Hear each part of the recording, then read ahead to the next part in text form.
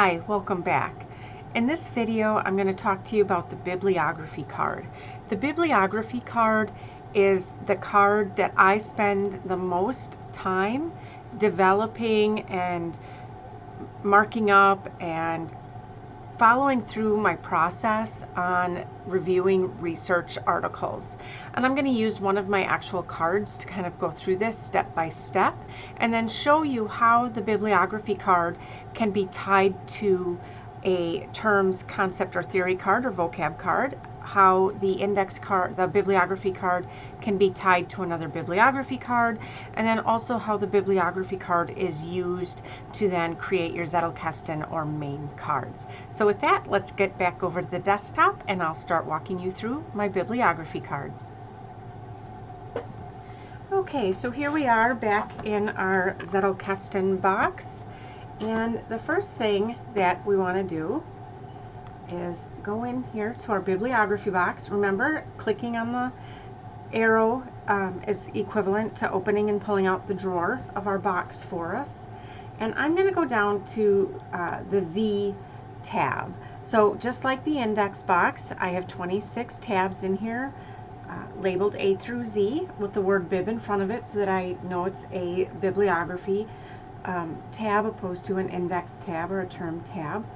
And if I go ahead and click on this card, and I'm going to use Control E. Control E hides kind of the coding that you can see in the background and makes it a little bit easier to read the card. Now all of my bib cards are set up the exact same way. First, I have the in-text citation. So as someone that follows the APA, or the American Psychological Association Publication Guidelines, I have to have in-text citations formatted a very specific way. And so that's how I have my card set up for referencing. It's that way because that's what I need to do for my dissertation. It's a little bit of a pain because when I'm writing an article and I need to do a cross-reference, most articles and publications or books follow the Chicago Manual of Style, and so then I have to convert my references into that format and put them in as footnotes, but that's another thing for another day. So for right now, I have my in-text citation. That is the title of my card. Usually you do not include the first initial. However, I already know from reviewing several different research articles that there is more than one Zhang that is listed as the first author in the research articles. And so I had to use the first initial so that they would file alphabetically and be easier for me to find when I needed to. Next, I put in a complete reference. Again, this follows the APA guidelines for a complete reference as it would be listed in the bibliography. You can use whatever guidelines you want. You can choose to skip this entirely. It's all on how you want to use your Zettelkasten. Since I'm using mine for academic publications as well as for my dissertation, I need that full reference, and this makes it a lot easier to copy and paste this reference into the bibliography of whatever it is that I'm working on. The next thing on my bibliography card is the description, and I like to take the abstract and kind of summarize that into 1 to 2 sentences so that at a glance, as I'm building out my Zettelkasten, I know what references we're talking about which research. Because it starts to get a little muddled in the brain, right? You're looking at so many different research articles by so many different authors, all talking about similar things, but from different perspectives. And so the description helps me to differentiate between each of the bibliography cards and the research. Next is the overview. And I'll go into more detail on this in a later video because I have a very distinct process that I follow when I review my research articles. And one of those first things is to just do a high-level, quick skim of the article and identify key headings or maybe keywords or italicized or definitions, whatever catches my eye as a quick paging through the document. And that becomes my overview for the bibliography card. Now, to tie this to a physical card, everything above this line here, so all of this, is the front of the card. So if I were to have a physical card in front of me, this is the information that I would capture on the front. And if we look down here at the lower right hand corner, you can see that my word count is 218 words. Once I'm on the bibliography card, I start paying attention to that word count because it becomes important. Below that gray line is the key takeaway section. And again, I try to stay within the 275 word limit that I placed on myself based on my card side. If you're using physical cards, the key takeaways, what goes on the back of the bibliography card. My key takeaways are identified usually by my second work through on the research article. I'm looking a little bit more closely at it. I'm still not reading it word for word, but I'm identifying topics that I want to maybe look at in more detail and determine whether or not I want to make a main card or Zettelkasten card for that particular item. And so in the brackets here, because I hate parentheses, I prefer brackets for some reason, I have put the page number. So in this particular research article on page 2183 or 2183, it discussed control between MNCs and subsidiaries. On page 2184, it defined ethical leadership characteristics, and so on and so forth. Then I go through and I actually read the research article. I wouldn't exactly say word for word, but I definitely go back to these pages where I found something that caught my attention earlier, and I'll read that specific information word for word. And then I have to decide whether or not it's something that I want to actually make a card on, and then if I do want to make a card for it, what type of card. And I'll talk about that when we get into the box on the Zettelkasten. I have a couple of matrix that I like to use to help me make those decisions. So here you can see that I did decide to make a card on this control between MNCs and subsidiaries. And again, if I use my control button as a way of holding back the tab, and I use my mouse to thumb through the cards, you can see that this one is under control theory. So this right here shows you that it's in my index that I filed this under control theory. I gave it a title, something to let me know at a glance what the card is going to be discussing. And in this case, it's control between headquarters and subsidiaries.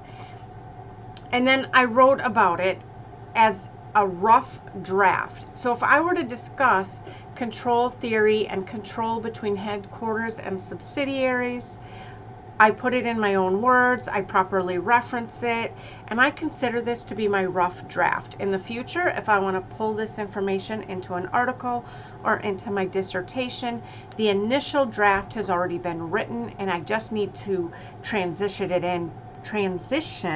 it into the document properly and maybe tweak the language to make it flow more smoothly. And again, I'll go into more detail on that when I get into the Zettelkasten cards. As we kind of peruse down this list, you can see here I have Eisenweiss's ethical leadership orientation theory. And you can see that it doesn't have a number. This tells me that this is another bibliography card. And so I'm going to go ahead and click on that. Control and click on the card will open up that card so that you can go ahead and see it. Alternatively, what I prefer to do is say, oh, that's Eisenweiss. Okay. I go through my tabs, I find tab E, and I click on Eisenweiss. And here you can see I followed the same format in that I have my in-text citation, I have my complete reference, I have a description, I have this overview, and then I have key takeaways. Now what's different about this card are a couple of things. One, there's no hyperlink because I haven't actually gone and found this exact card, or this exact reference, I should say, this specific research article. I got all of the information on this card by reading through Zhang's research. So Zhang's research went ahead and described these the ethical leadership orientation theory, and so everything that I've put in there is from the perspective of Zhang. And so I may want to, at some point in time, actually find that original resource, that primary source, if you were, and get more information. But for right now, for this purpose, I just wanted to, it piqued my interest and I wanted to know more about it. And so I just pulled the information right from Zhang, including the citation that Zhang used when referencing the leadership orientation theory. So I hope that this makes some sense. The other one I'd like to show you is my card for Kant. So Kant is another individual that you can see in 1785, wrote a book about the groundwork of the metaphysics of morals. And so this came up obviously as part of an ethical leadership discussion. And if I look, I can see here, okay, he's got a bibliography card, and okay, the 4 normative peculiarities of ethical leadership. So Zhang must have discussed Kant in the research article, and then here's the 3 theories that Kant had developed. Now you can see in the overview I have them listed in, I guess you would say, grammatically correct order. The formula of universal law, the formula of humanity, the formula of the kingdom of ends. However, these are vocab, or in my case, they're terms, they're concepts, they're theories. And so I have these filed in that box, which we'll talk about in the next video. I file them based on the main theme. Like if I were to file them under F, I would just have formula of, formula of, formula of. And I don't believe that's very useful, because I'm not going to remember if this was a formula, if this was a theory, if this was a thesis. There's all sorts of words and terminology that is used to describe terms, concepts, and theories. And so I usually treat the main part as a noun and the rest as an adjective, so that I can file them appropriately alphabetically. And so while I have it grammatically correct in the overview, under the C also I'm kind of cross-referencing. Now you'll notice that these are not linked, and that's on purpose. This is where that decision of analog versus digital comes into play. If I want to know more about humanity, the formula of, I can of course scroll down, right? It's linked here, it's done automatically through Obsidian, and I can just click on it and see the formula. But I don't like to do that. Instead, I want to actually go into my terms and conditions, and so I'm going to close my drawer for bibliography. I'm going to open, come on,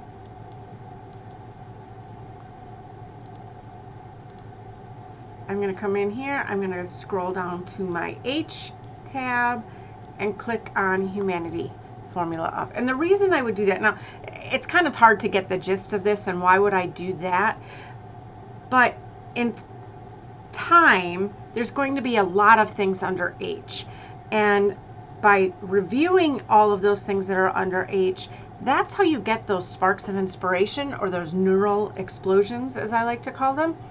Because all of a sudden you're thinking about something like the formula of humanity, and you see it juxtaposed against something else with the letter H, and all of a sudden your brain makes this connection that it otherwise might not have made.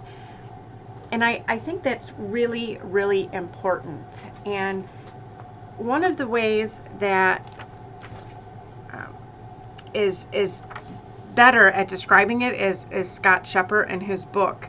And he says, you know, when you look up the concept and go through your notes and compare and remind yourself of the things you've forgotten in the process, you end up having this magical moment of interactions that were never planned, never preconceived, or conceived by your current way of thinking. And so these are considered structured accidents that are impossible to replicate. And I've got that information from Scott Scheper's book, the Antinet Zettelkasten, pages 57 and 58, if you want to look at that yourself. And that's what I try really hard to replicate with using digital to go analog.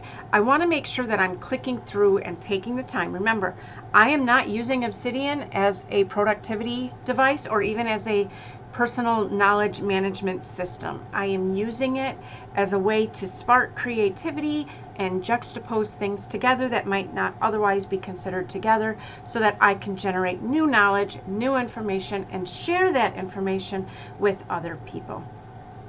Okay, so back to what we were talking about. So here's the terms and conditions and theory card on the formula of humanity from Kant. And so if I go ahead and close my tab, close my file, and go back to my bibliography and back to Kant, that's how I work with the bibliography cards.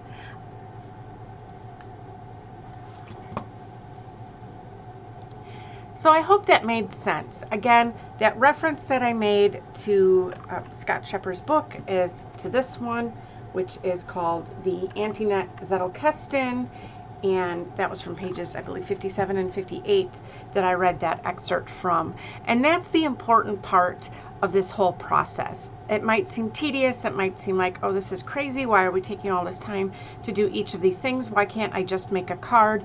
And this is exactly why. And I'll show you some more of that when we get into the work in process box, where I've actually had those juxtapositions come together in ways that I had never thought of before. So I hope you found this helpful, and I look forward to seeing you in the next video when we talk about terms, concepts, and theories. Otherwise, vocabulary. All right, have a great day.